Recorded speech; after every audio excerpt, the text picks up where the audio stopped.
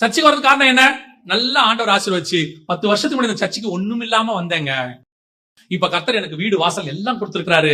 அந்த சர்ச்சைக்கு நான் போனதுல கூப்பிடுறவனே என்ன சொல்லி கூப்பிடுவீங்க? அந்த சர்ச்சைக்கு வாங்க, கர்த்தர் உங்களை பணக்காரனாக்குவாரு. அது ஒரு சர்ச்சோடைய ஃபெயிலியர். அது சர்ச்சோடைய ஃபெயிலியர். அந்திரேயா கூப்பிடும்போது எப்படி கூப்பிட்டான் தெரியுமா? வா மேசியாவை பார்க்கலாம். என்ன சொல்லி கூப்பிட்டான்? வா மேசியாவை பார்க்கலாம். வா பணக்காரனாக்குற கடவுளை பார்க்கலான்னு சொல்லல. வா 5000 பேருக்கு அப்பம் கொடுக்கிற தேவனை பார்க்கலான்னு சொல்லல. அவன் சொன்னா வா மேசியாவை பார்க்கலாம். இதுதான் உங்கள் சபைக்கு கூப்பிடுறதுக்கு அடையாளமா இருக்கணும். எதுக்குங்க அந்த சர்ச்சுக்கு என்ன கூப்பிடுறீங்க? அந்த சர்ச்சுக்கு நீ வா, கண்டிப்பா பரலோகத்துக்கு போவ. அந்த சபையில சத்தியம் இருக்கிறது, அது பரலோக விஷனோடு இருக்கிறது. கர்த்தர் நிச்சயம் அங்கே போனா பரலோகத்துக்கு போவார்.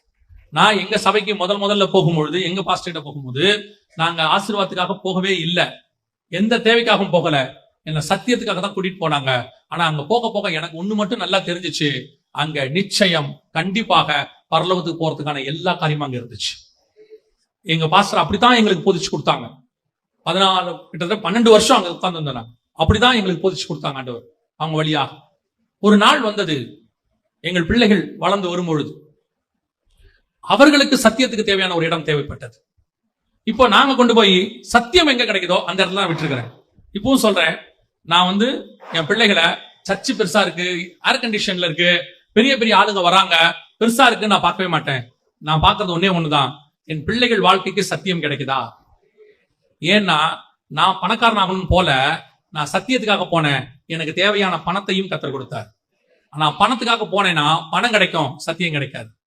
பணம் உலகத்தில் வாழ பயன்படும், சத்தியம் தான் பரலோகத்துக்கு போகிறதுக்கு பயன்படும். பரலோகத்துக்கு போனா சத்தியம் இருக்கணும். இந்த விஷனோட சர்ச் இருக்கணும். உங்களுக்குள்ள இருக்கிற அடுத்த விஷன் அது ஓபன் பண்ணி விடணும். அடுத்து ஓபன் பண்ணி விட்டா தான் நீங்க போக முடியும்.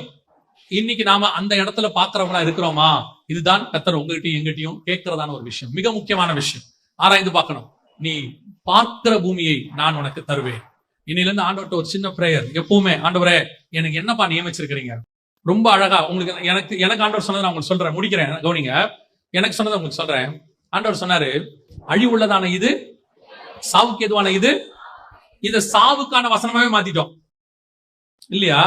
இது அடக்காராதன வசனமாவே மாறிடுச்சு. எந்த அடக்காராதனைக்கு போனீங்கனாலும் அழிவுள்ளதான இது, அழியாமை, சாவுக்கு எதுவான இது.